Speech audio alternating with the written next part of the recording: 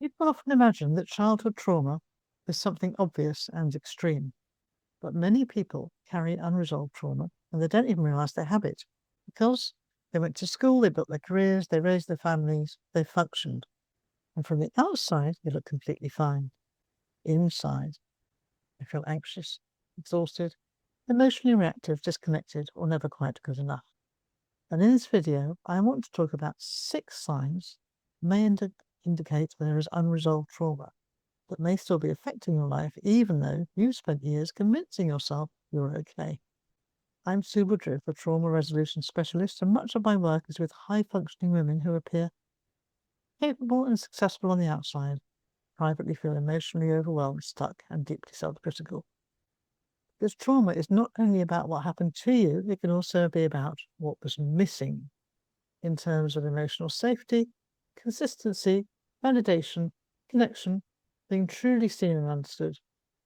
And when those things are missing, children adapt in very intelligent ways to cope.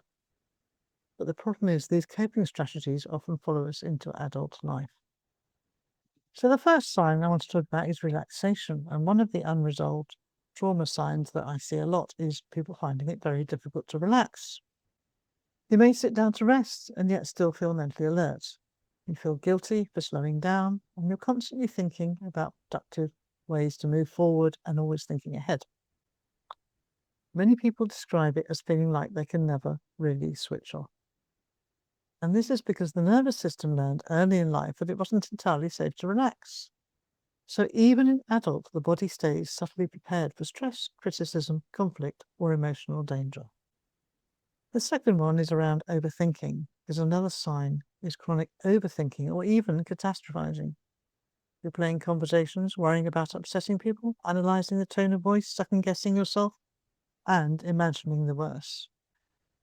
This is especially common in people who grew up needing to monitor the emotional environment around them. As children, being hyper-aware may have helped them stay emotionally safe, but later in life it becomes exhausting. The third is when you feel responsible for other people's emotions and welfare. And many trauma survivors become exceptional caretakers, people pleasers, rescuers. Noticing everyone else's needs, you try to keep the peace, and you don't want to disappoint anyone. But underneath that is often a deep fear of rejection, conflict, or not being enough. And a lot of the women I work with have spent decades putting themselves last or become incredibly skilled at taking care of everyone else. And eventually their nervous system burns out.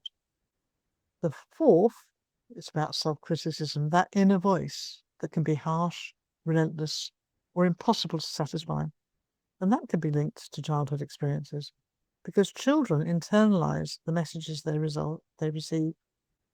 So if love felt conditional, if criticism was common, or if emotions were dismissed, many people grow into adults who constantly feel they must prove their worth, even when they're doing incredibly well. The fifth, minimizing your own pain, and this is a big one for people with unresolved trauma. They often say things like, it wasn't that bad, other people had it worse, my parents did their best. And both those things can be true. Your parents may well have loved you, and still your nervous system may have been shaped by emotional inconsistency, unpredictability, criticism, neglect, or lack of safety.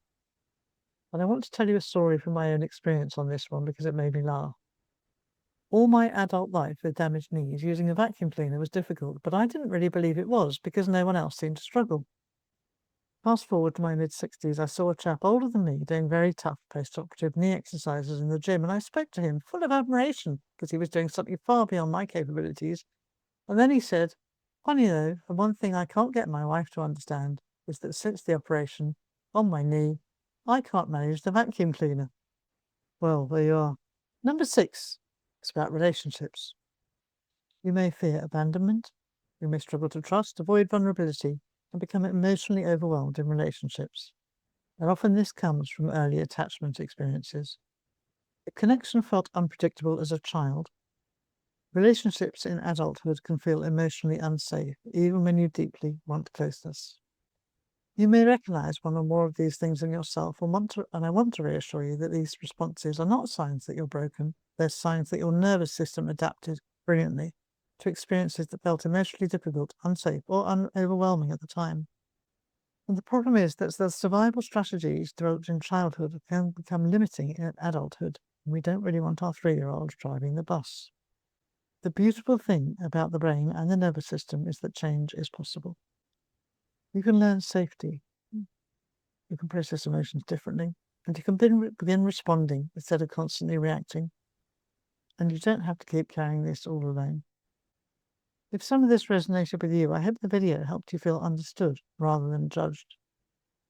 Awareness is often the first step to change.